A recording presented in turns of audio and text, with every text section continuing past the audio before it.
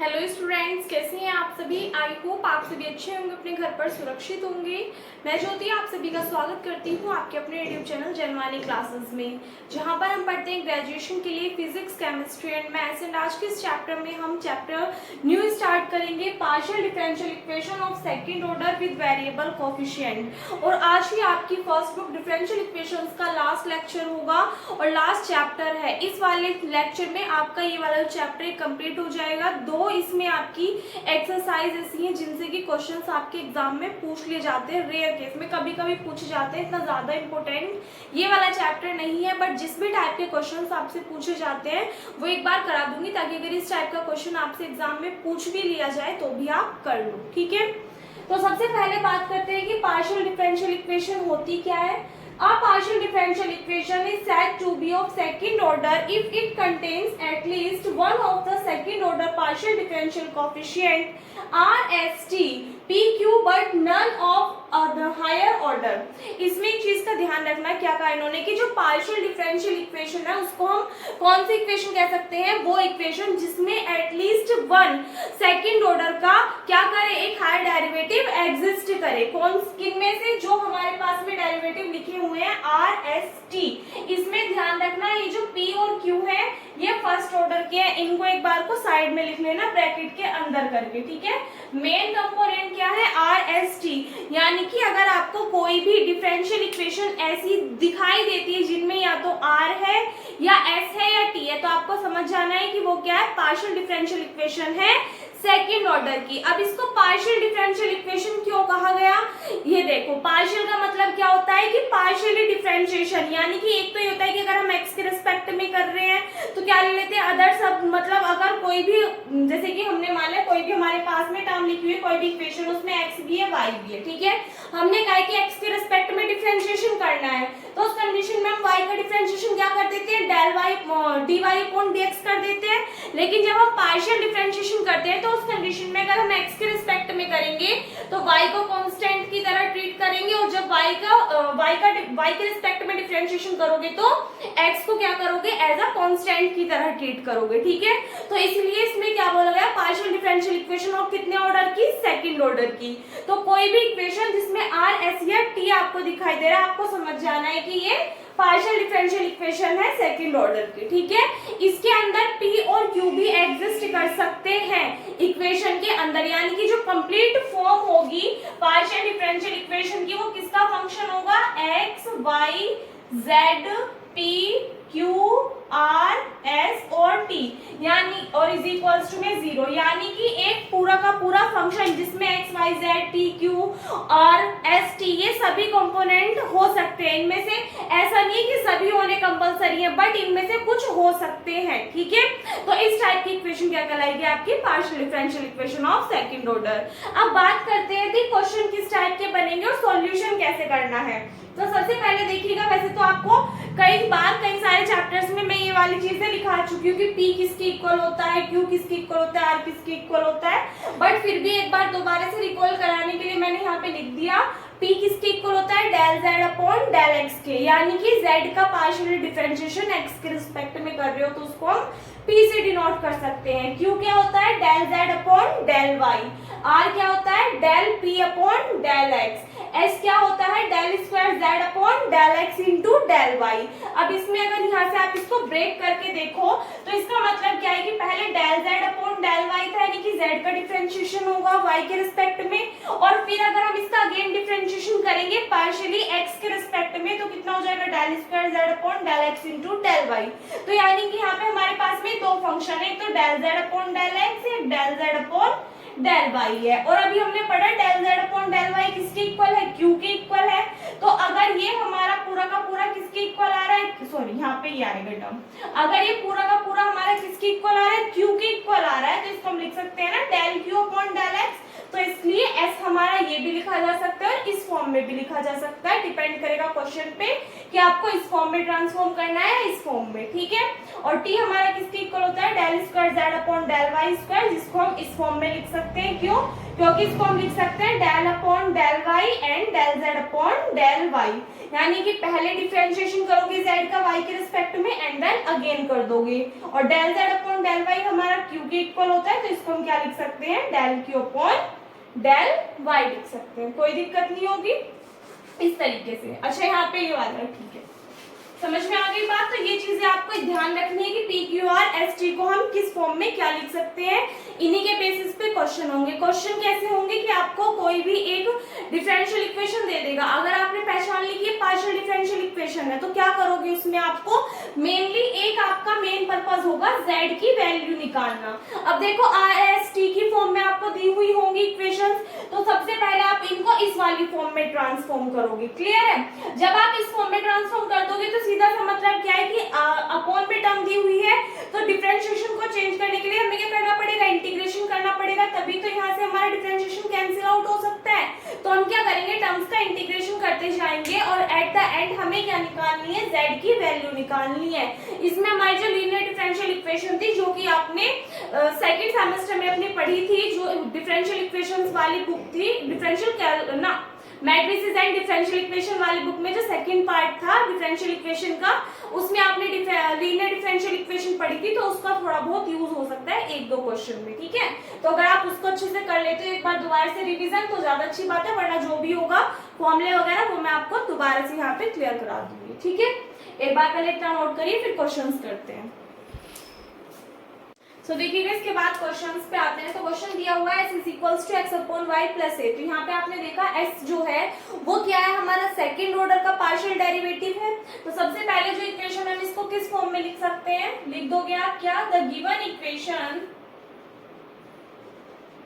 Can be written as, जो दी हुई इक्वेशन है इसको हम किस फॉर्म में लिख सकते हैं, एस अभी मैंने आपको बताया क्या लिख सकते हैं इसको हम, del square z upon del x into del y is equals to में टर्म चल रही है x upon y plus a, इसको ऐड कर लोगे इक्वेशन नंबर फर्स्ट। अब यहाँ से हमने देखा कि यहाँ पे डेल एक्स और डेल वाई है, हमें क्या करना है, जेड की वैल्यू निकालनी है। तो इनको कैसे कैंसिल करेंगे, इंटीग्रेशन के थ्रू। तो सबसे पहले इंटीग्रेशन करेंगे एक्स के रिस्पेक्ट में, on integrate equation first with respect to x, x के रिस्पेक्ट में समीकरण एक का अवकलन करने को, समाकलन करने पे। तो करोगे यहाँ पे टर्म क्या आ जाएगी, del z upon del y is equals to, अब एक्स के रिस्पेक्ट में कर रहे हैं तो देखिए पार्शियली एक्स के रिस्पेक्ट में इंटीग्रेशन कर रहे हैं, तो 1 अपॉन वाई को क्या लोगे आप, एज अ कांस्टेंट की तरह ट्रीट करोगे, और x का इंटीग्रेशन करोगे तो कितना आ जाएगा, एक्स स्क्वायर बाई 2। कैसे आया, x की पावर 1 है, जब हम इंटीग्रेशन करते हैं x की पावर n का तो कितना होता है, पावर में 1 प्लस हो जाता है, तो 1 प्लस 1 2, और अपॉन में पावर आ जाती है तो 2, और यहाँ पे भी अपॉन में कितना आ जाएगा 2, तो एक्स स्क्वायर अपॉन 2 प्लस ए की मल्टीप्लाई में कहीं पे 1 होगा, 1 का इंटीग्रेशन करोगे x के रिस्पेक्ट में कितना आएगा, x आ जाएगा, एंड इसमें इंटीग्रेशन कांस्टेंट और ऐड होगा। अब इंटीग्रेशन कांस्टेंट जो हमें ऐड करना होगा किसकी फॉर्म में करना होगा, y की फॉर्म में करना होगा। क्यों, क्योंकि देखो जो भी हमारे पास में यहाँ पे टर्म है, अब हम इसका दोबारा से भी तो इंटीग्रेशन करेंगे, और टर्म हमारी y की फॉर्म में, इसका मतलब y के रिस्पेक्ट में इंटीग्रेशन करना पड़ेगा हमें इसके बाद में। तो जो भी हम फंक्शन लेट करेंगे कांस्टेंट, वो क्या लेट करेंगे, फंक्शन ऑफ y लेट करेंगे, ठीक है। अब इस टर्म का अगेन इंटीग्रेशन करेंगे किसके रिस्पेक्ट में, y के रिस्पेक्ट में, ऑन इंटीग्रेशन या on integrate with respect to y के रिस्पेक्ट में करोगे तो यहाँ से कितना आ जाएगा, z is equals to x square upon 2, इस बार कांस्टेंट है, 1 अपॉन y का इंटीग्रेशन करोगे तो कितना आ जाएगा बच्चा, log y आ जाएगा, plus ax as it is, इसकी मल्टीप्लाई में 1 एग्जिस्ट करता है, तो 1 का इंटीग्रेशन y के रिस्पेक्ट में करोगे कितना आ जाएगा, y प्लस, देखिए फंक्शन ऑफ y है यहाँ पे, इसका आप इंटीग्रेशन कर दीजिए।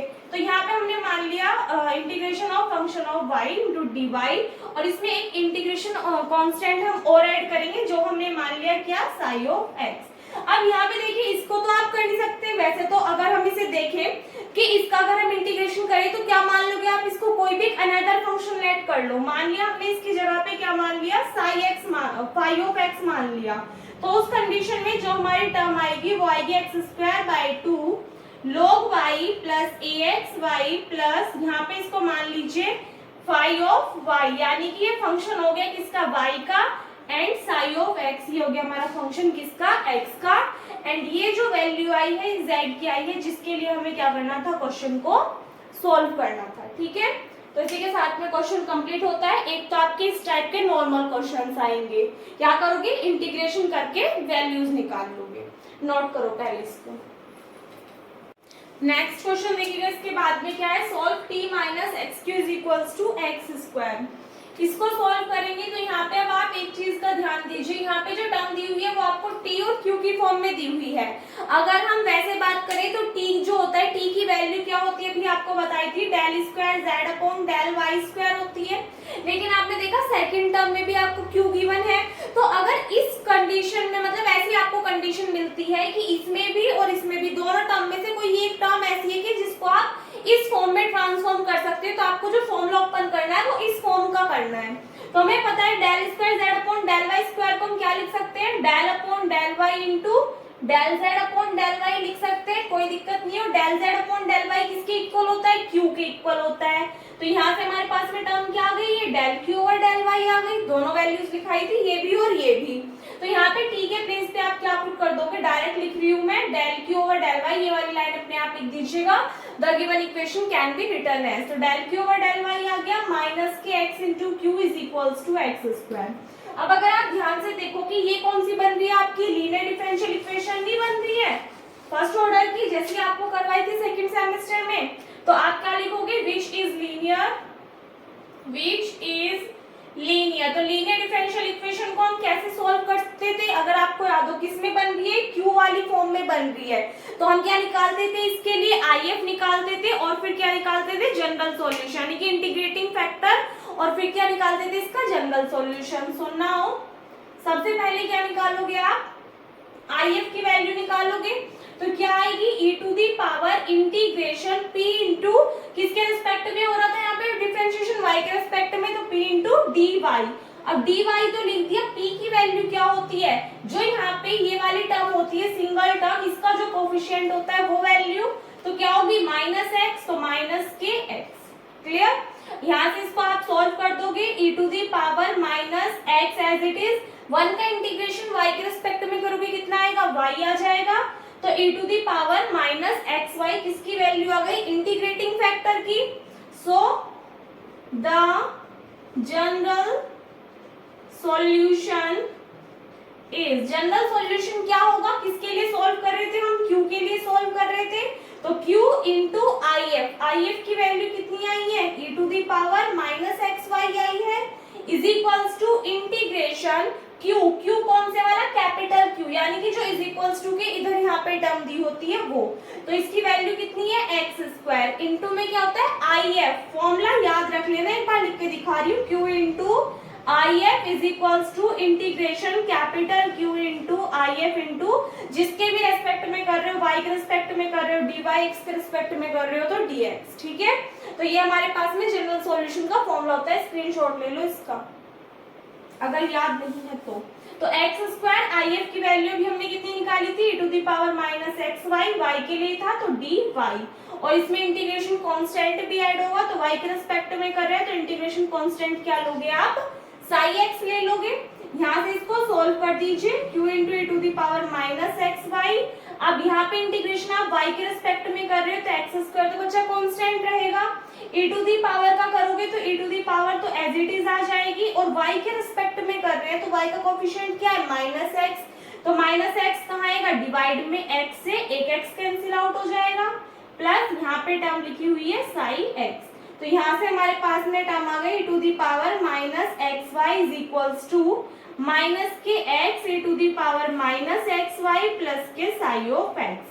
अब अगर हम इस कंप्लीट इक्वेशन में क्या कर दें, e to the power minus x y से डिवाइड कर दें, तो उस फॉर्म में हमारे पास में टर्म क्या बचेगी, यहाँ पे तो आ जाएगा q is equals to minus के एक्स बचेगा, क्योंकि e to the power minus x y से वाली टर्म कैंसिल आउट, प्लस यहाँ से आप देखोगे साई एक्स है तो इसके इंटू में चला जाएगा कितना, psi x into e to the power x y, नीचे टर्म माइनस की थी, पावर जो थी ऊपर आके किस में कन्वर्ट हो जाएगी, प्लस में, तो ये आ गई। अब हमें पता है जो q होता है बच्चा, q किसकी इक्वल होता है, अगर आपको याद हो, del z upon del y के इक्वल नहीं होता, और इज इक्वल्स टू में टर्म आ गई माइनस के x plus psi of x into e to the power x y. कोई दिक्कत नहीं होनी चाहिए इतने में। अब यहाँ से अगर आप देखोगे हमें किसकी वैल्यू निकालनी है, z की, तो इसके लिए हमें क्या करना पड़ेगा, इस वाली टर्म का, इस वाली इक्वेशन का इंटीग्रेशन करना पड़ेगा किसके रिस्पेक्ट में, y के रिस्पेक्ट में। तो क्या कर दोगे आप, on integrate with respect to y कर दीजिए। यहाँ से टर्म कितनी आ जाएगी, z is equals to minus के एक्स एज इट इज, तो इसके मल्टीप्लाई में कहीं पे 1 एग्जिस्ट कर रहा होगा, 1 का इंटीग्रेशन y के रिस्पेक्ट में करोगे तो y आ जाएगा, प्लस देखिए साई ऑफ x, ये वाला फंक्शन तो एज इट इज रहेगा, इसे तो नहीं छेड़ना, इंटीग्रेशन कर रहे हैं y के रिस्पेक्ट में, तो इस वाली टर्म का करोगे कितना आ जाएगा, e to the power xy, और y के रिस्पेक्ट में कर रहे हैं तो यहाँ से मल्टीप्लाई में कितना आएगा, 1/x भी आ जाएगा, और इसमें एक इंटीग्रेशन अलग कांस्टेंट, इंटीग्रेशन कांस्टेंट ऐड करोगे आप, कितना आ जाएगा वो, फाई ऑफ x आ जाएगा।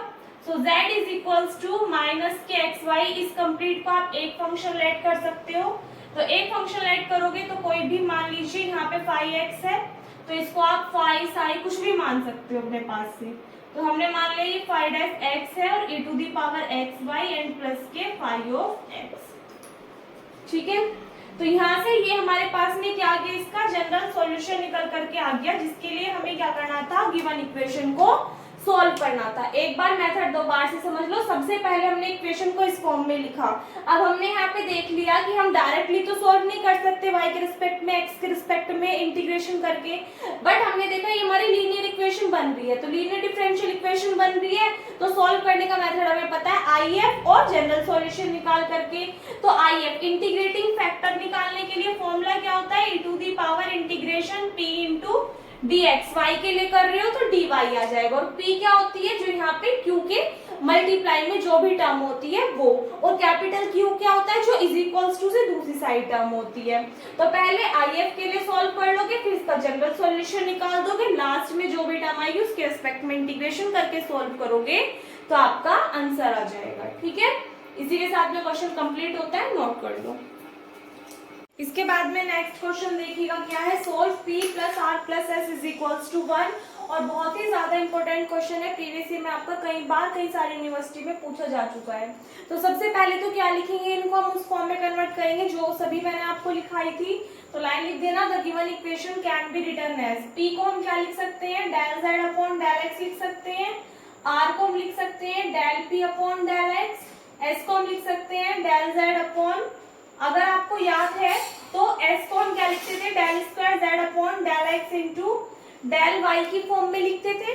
तो यहाँ से अगर आप देखो कि सभी के अपॉन में डेल x है, तो हमें डेल x वाली टर्म तो अलग कर लेनी है, और अगर हम इसको अलग करके इस फॉर्म में लिख सकते हैं, और del z upon del y हमारा क्या होता है, q के इक्वल होता है, तो ये वाली टर्म हमारी क्या बन जाएगी, यहाँ से del q upon del x आ जाएगी। कोई दिक्कत नहीं होनी चाहिए इसमें, और इज इक्वल्स टू में कितना चल रहा है, यहाँ से 1 चल रहा है। ठीक है, तो अब ये जो इक्वेशन आई इसका क्या कर दोगे आप, इंटीग्रेशन कर दोगे x के रिस्पेक्ट में, ऑन इंटीग्रेट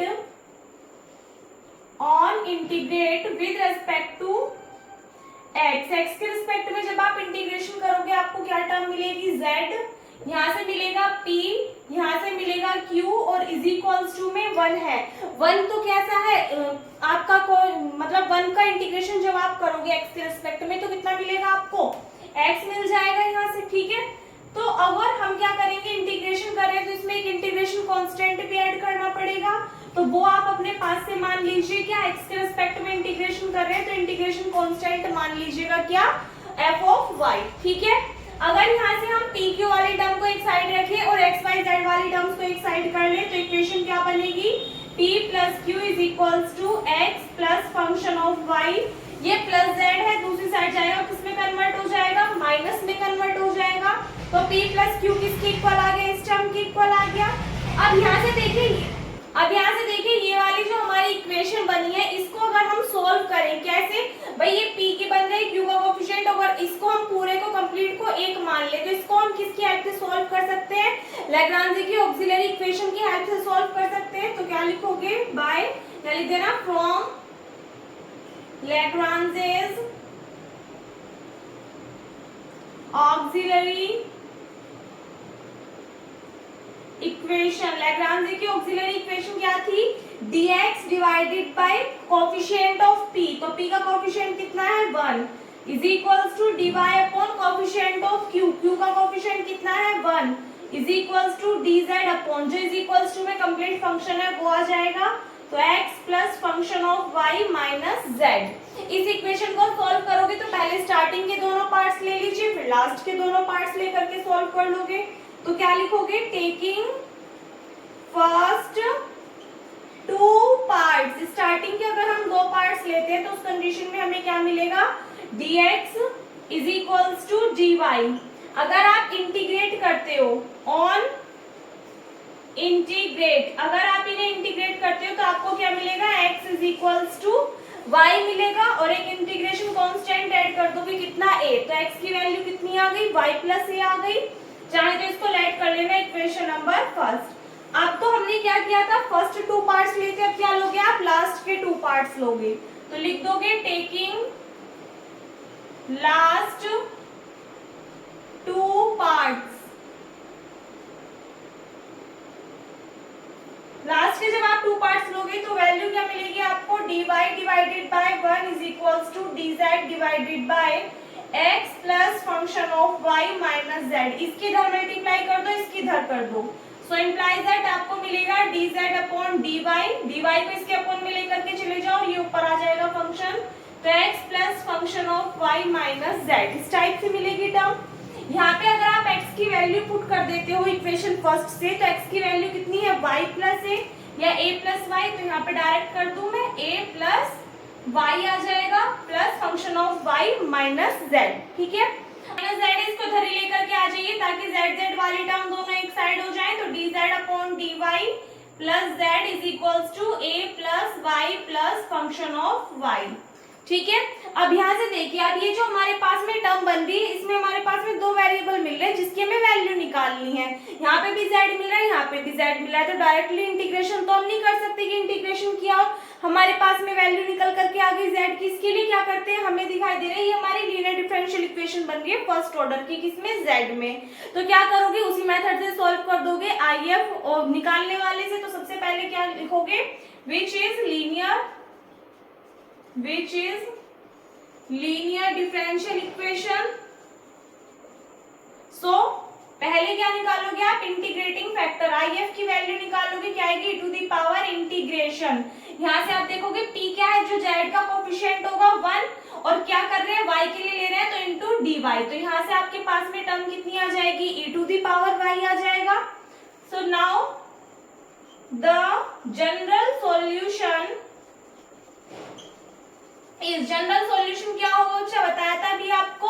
यहाँ से देखिएगा हम किसके लिए सॉल्व कर रहे हैं, z के लिए, तो z इंटू IF की वैल्यू कितनी निकल के आ रहा है, e to the power y, integration q क्या होता है, ये वाला कंप्लीट फंक्शन, तो कितना है ये, a plus y plus function of y, और इनटू में क्या आता है, IF की वैल्यू कितनी आई है, e to the power y into d bar. इसमें एक इंटीग्रेशन कांस्टेंट और ऐड करना होगा आपको, जो कि आप मान लीजिए क्या, b हमने ऐड कर दिया, ठीक है।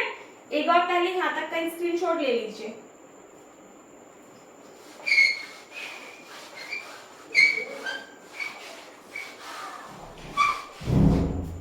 तो इससे आगे देखिएगा, अब यहाँ से आगे करेंगे, तो इधर तो टर्म है आपके पास में z into e to the power y is equals to में, अगर आप देखो a कांस्टेंट टर्म है तो इसके इंटू में 1 एग्जिस्ट कर रहा होगा, तो 1 का इंटीग्रेशन जब आप y के रिस्पेक्ट में करोगे तो क्या आ जाएगी टर्म, y आ जाएगा प्लस एक ही कंप्लीट फंक्शन आपके सामने बन रहा है, इंटीग्रेशन किसका, y plus function of y का, किसके रिस्पेक्ट, और इनटू में कितना है, e to the power y है, dy है, ठीक है, प्लस b कांस्टेंट टर्म है, ये कंप्लीट फंक्शन है। अब इसका इंटीग्रेशन करोगे तो देखिए फंक्शन ऑफ y का इंटीग्रेशन करोगे और y का अलग से इंटीग्रेशन करोगे, तो ये हमारे पास में y और e to the power y भी इसकी मल्टीप्लाई में आएगा, तो बहुत लेंथी कैलकुलेशन हो जाएगी। तो इस कंडीशन में कंप्लीट सोल्व नहीं करना है, इसको आपको कोई भी अनदर फंक्शन अपने पास से लेट कर लेना है। तो z into e to the power y is equals to a into y plus ये हमारा फंक्शन हम मान लेंगे फाई ऑफ y का,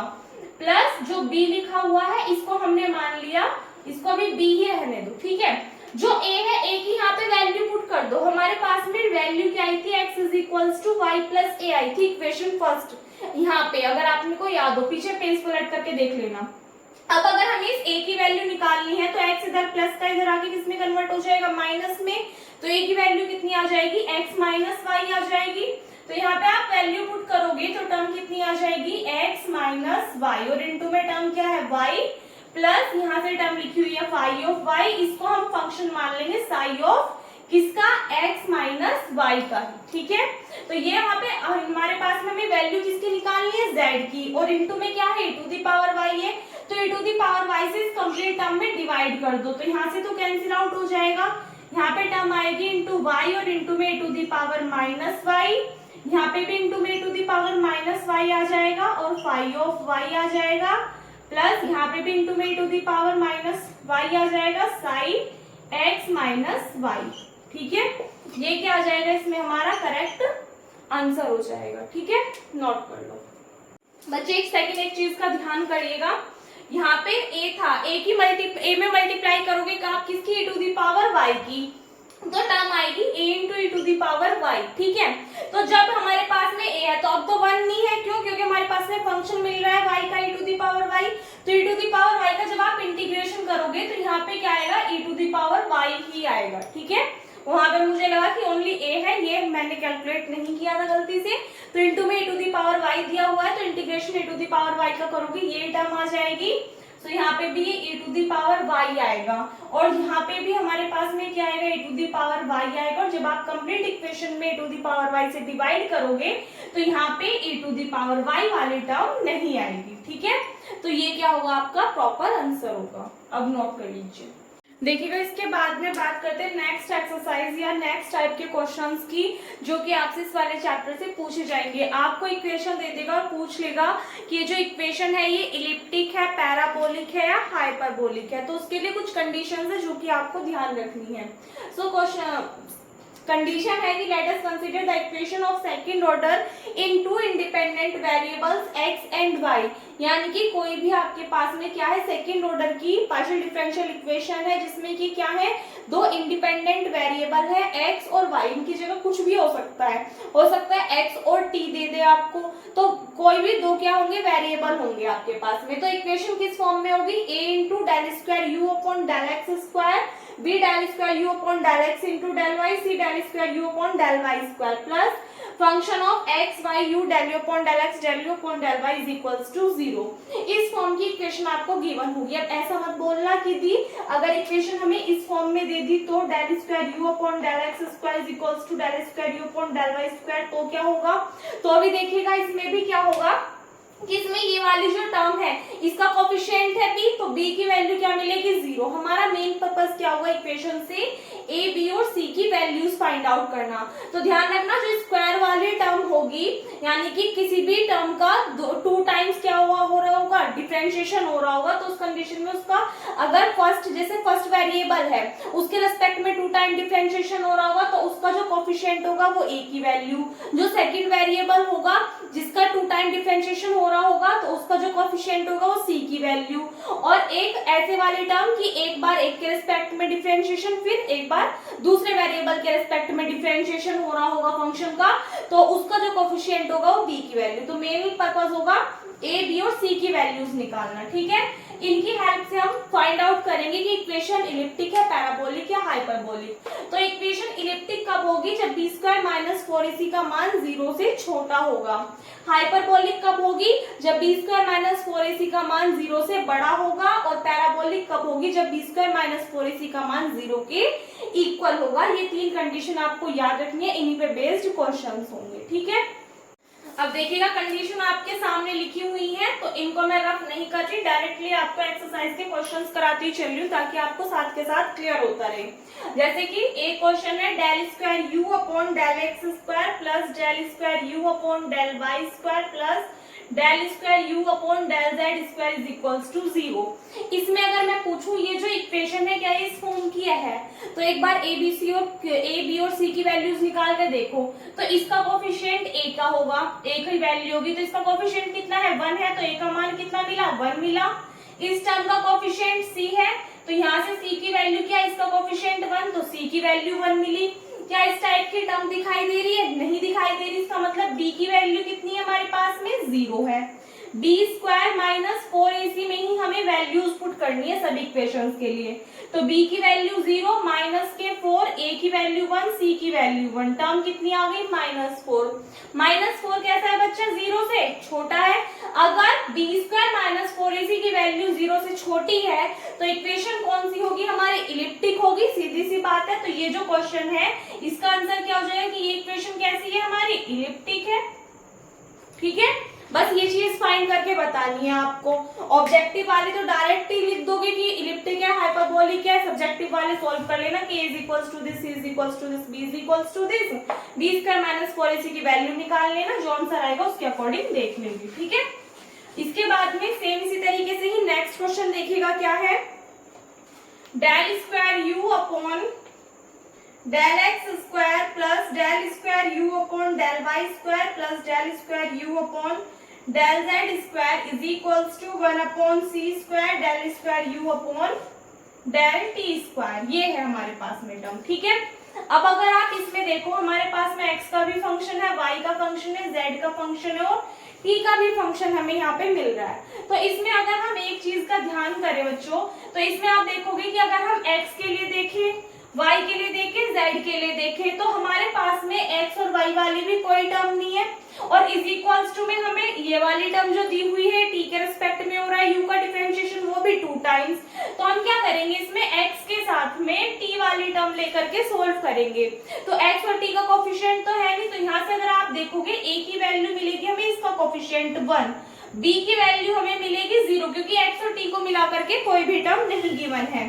अगर हम c की वैल्यू देखेंगे तो वो मिलेगी हमें कितना, 1 अपॉन सी स्क्वायर। ठीक है, अब यहाँ से अगर आप इसको सोल्व करके देखते हो तो आपके पास में b स्क्वायर की वैल्यू, b की वैल्यू हो गई 0, उसके बाद में माइनस के 4, a की वैल्यू 1 और c की वैल्यू कितनी है, 1 अपॉन सी स्क्वायर। तो टर्म कितनी आ गई, माइनस के 4 अपॉन सी स्क्वायर आ गया।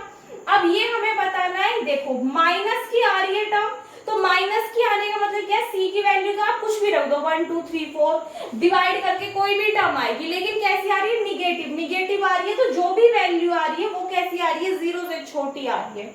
वैल्यू 0 से छोटी आ रही है तो सीधी सी बात क्या है कि क्या होगा, इलिप्टिक होगा। तो एक सेकंड, इलिप्टिक नहीं होना, यहाँ पे देखो ये इज इक्वल्स टू के दूसरी साइड है, इधर लेकर के आओगे तो ये माइनस में हो जाएगी बच्चे, सॉरी। तो यहाँ पे माइनस की टर्म आएगी तो माइनस माइनस प्लस हो जाएगा। तो जो भी वैल्यू आएगी वो कैसी आएगी, 0 से बड़ी आएगी, पॉजिटिव आएगी। ठीक है, अगर c की वैल्यू यहाँ पे हम कुछ भी पुट करते हैं तो जो भी वैल्यू आएगी वो 0 से बड़ी आएगी, और 0 से बड़ी आएगी तो क्या हो जाएगी, इक्वेशन हमारी हाइपरबोलिक हो जाएगी। ठीक है, तो यानी कि जो इक्वेशन हमें दी हुई है ये कैसी है, हाइपरबोलिक है।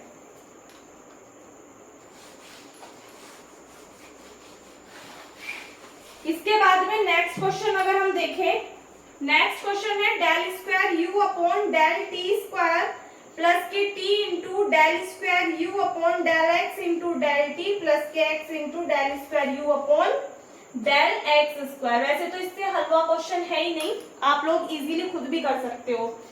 आपको बताना इक्वेशन इलिप्टिक है, हाइपरबोलिक है, पैराबोलिक है। सबसे पहले देख लोगे आप t और x में इक्वेशन दी हुई है, तो यहाँ पे a की वैल्यू कितनी आ गई, आपको मिली 1 मिल गई। यहाँ से अगर आप देखोगे b की वैल्यू आपको कितनी मिल गई, t मिल गई, और c की वैल्यू कितनी मिली, x मिल गई। ठीक है, तो क्या होता है b स्क्वायर, तो b स्क्वायर करोगे तो t का स्क्वायर माइनस 4, a की वैल्यू 1 है और c की वैल्यू कितनी है, x है, तो t स्क्वायर माइनस 4x आया हमारे पास में। अब इससे हमारी बच्चे 3 कंडीशंस बनती हैं, कौन कौन सी देखो, अगर हम इसको 0 के इक्वल रखेंगे तो एक तो हमें मिलेगा t square is equals to 4x। एक हो सकता है कि t स्क्वायर बड़ा हो 4x से, और एक हो सकता है t स्क्वायर छोटा हो 4x से। तो जब भी कोई भी ऐसी इक्वेशन आए जिसमें कि टर्म क्या बन रही है, 2 टर्म्स बन रही है, इज इक्वल्स टू दिस वाली, तो उसमें 3 ही कंडीशन बनेंगी। क्या कि अगर ये दोनों इक्वल हो गए, t स्क्वायर 4x के इक्वल हो गया तो पैराबोलिक हो जाएगा, ये इसके ग्रेटर देन हो गया तो हाइपरबोलिक हो जाएगा, और इसमें क्या हो जाएगा, इलिप्टिक हो जाएगा। 3 कंडीशंस बनेंगी। ठीक है, तो इस टाइप के क्वेश्चंस ऐसे होंगे, तो ये तीनों ही क्या होंगे, इसके लिए आंसर्स होंगे। ठीक, इसके बाद में अगर हम नेक्स्ट इक्वेशन देखें इसी में ही, x square del square u upon del t square minus del square u upon del x square plus u, ये टर्म दी, ये इक्वेशन दी हुई है। इसको अगर आप सोल्व करके देखें, एक्स और टी में इक्वेशन दी हुई है, तो ए की वैल्यू आपको कितनी मिल रही है, एक्स स्क्वायर मिल रही है। यहाँ से बी की वैल्यू क्या मिल रही है आपको, 0 मिल रही है, क्योंकि एक्स और टी को मिला करके एक टर्म तो गिवन नहीं है। और सी की वैल्यू क्या मिल रही है आपको, -1 मिल रही है। तो बी स्क्वायर की वैल्यू तो 0, माइनस के 4a और c की वैल्यू -1, तो कितना आ रहा है, 4x स्क्वायर आ रहा है। अब 4x स्क्वायर का मतलब क्या है कि ये टर्म हमारी 0 के इक्वल भी हो सकती है।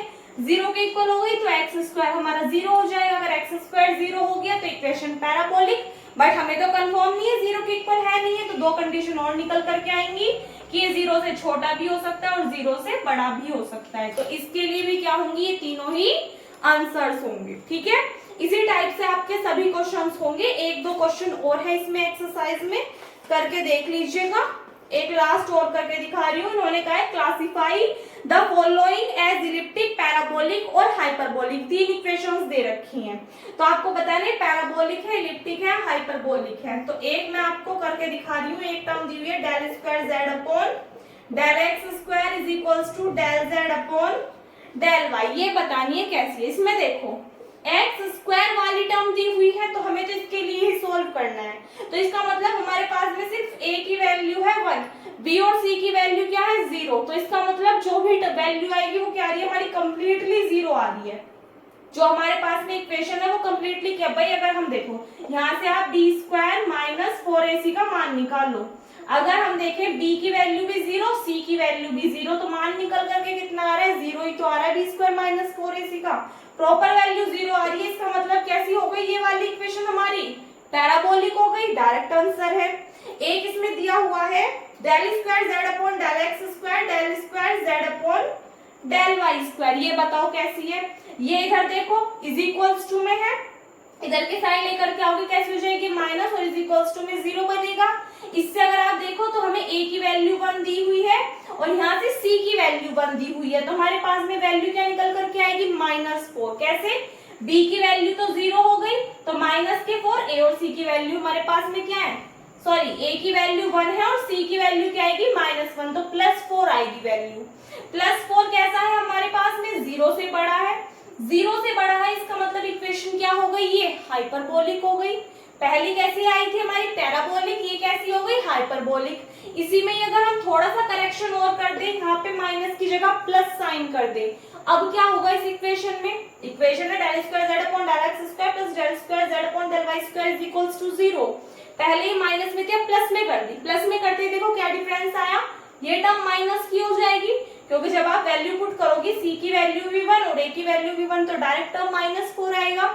-4 कैसा है हमारे पास में, 0 से छोटा है, तो -4 अगर बच्चा 0 से छोटा होगा तो इस कंडीशन में ये इक्वेशन क्या हो जाएगी, इलिप्टिक हो जाएगी। तो एक क्वेश्चन में ये 3 टर्म्स दी हुई थी और तीनों ही दो आपसे पूछी गई है काशी में 2019 में, कि बताओ ये इलिप्टिक है, पैराबोलिक है या हाइपरबोलिक है।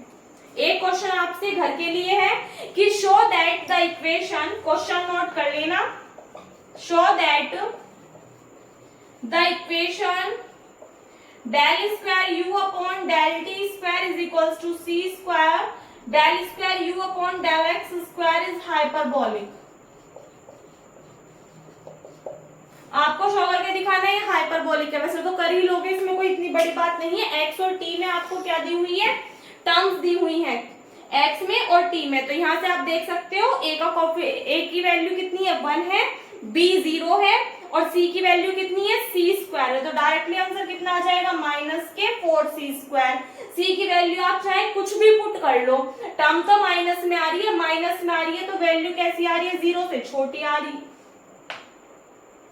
एक सेकेंड, अच्छा सॉरी, ये टर्म कैसी है, माइनस में आएगी, तो माइनस में आएगी तो माइनस माइनस प्लस हो जाएगा, तो 4c स्क्वायर कैसी आ रही है वैल्यू, 0 से बड़ी आ रही है। ठीक है, इसमें कंफ्यूज मत हो जाना। इज इक्वल्स टू वाले में टर्म को इधर लेकर के आओगे तो माइनस में आएगी और माइनस का 4 ऑलरेडी है, तो -4 इंटू 1 इंटू -c स्क्वायर कितना हो जाएगा, 4c स्क्वायर प्लस के, तो c की वैल्यू अगर हम कुछ भी पुट करेंगे तो सीधी सी बात है 0 से तो बड़ी आएगी वैल्यू, 0 से बड़ी आएगी, तो इट मीन्स इक्वेशन कैसी है, हाइपरबोलिक। और यही क्या करना था हमें इसमें प्रूव करके दिखाना था। ठीक है, तो इसी टाइप से इस वाले चैप्टर के जितने भी क्वेश्चंस आपसे पूछे गए हैं वो सभी मैंने आपको करा दिए हैं।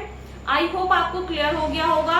सुबह मॉर्निंग में ही मैंने आपको पीडीएफ भी प्रोवाइड करा दी टेलीग्राम चैनल पे। आप में से जिन स्टूडेंट्स ने नहीं देखी बच्चा देख लीजिएगा, गर्मी बहुत हो रही है तो जिन्होंने भी नहीं देखी है देख लेना। और तबीयत खराब थी बहुत ज्यादा, फीवर वगैरह की वजह से, इस वजह से 2-3 दिन से क्लास भी आपको नहीं मिली क्योंकि इतनी वीकनेस आ रही थी कि ग्लूकोज वगैरह चढ़ी थी तो नहीं बन पाई वीडियो इस रीजन की वजह से। बाकी आज जो आपकी फर्स्ट बुक है डिफरेंशियल इक्वेशंस ये कंप्लीट होती है। कोशिश करूंगी अब तबीयत बिल्कुल ठीक रहे। दुआ करना आप लोग, बिल्कुल भी प्रे नहीं कर रहे मेरे लिए, मुझे ऐसा लग रहा है बस मन ही मन में सोच रहे हो कि दी की तबीयत होती रहे खराब, हमारे लिए कुछ नहीं कर रही है ना। तो ऐसी बात नहीं है, वीडियो आपकी आ रही है, जितना मेरे से हो पा रहा है मैं डाल रही हूँ वीडियो बना के। बट मेरी गलती नहीं है कि एक वीडियो बनाते ही हिम्मत हो नहीं पाती फिर दूसरी शूट करने की। तो अब 1-2 दिन का रेस्ट लेकर के अब फिलहाल नॉर्मल ठीक सा फील हो रहा है, तो इसलिए ये वाला कंप्लीट हो गया। जो आपकी फिजिक्स है वो भी नेक्स्ट लेक्चर में, यानी कि जो भी अब इससे नेक्स्ट लेक्चर आएगा फिजिक्स का, उसमें आपकी फिजिक्स भी बच्चा पूरी कंप्लीट हो जाएगी, चाहे कितनी भी लेंथी वीडियो बने। उसमें 2 लेक्चर होंगे आपके, एक में तो अलग से वो वाला हो जाएगा आपका जो हार्टले ऑसिलेटर का टॉपिक रह रहा है, और एक वीडियो में कंप्लीट जो आपकी 4th यूनिट है वो अलग से हो जाएगी। ठीक है, तो वो इसके बाद में जो भी 2 नेक्स्ट लेक्चर आएंगे फिजिक्स के, उसमें आपकी फिजिक्स भी कंप्लीट हो जाएगी। फिर आपकी मैथ्स की जो सेकंड बुक है वो रह जाएगी, उसको भी करने की कोशिश करेंगे जल्दी। ठीक है, तो इस वीडियो में बस इतना ही। आई होप आपको वीडियो अच्छी लगी हो। इस वीडियो में इतना ही, मिलते हैं नेक्स्ट वीडियो में, तब तक के लिए घर पर रहिए, सुरक्षित रहिए, धन्यवाद।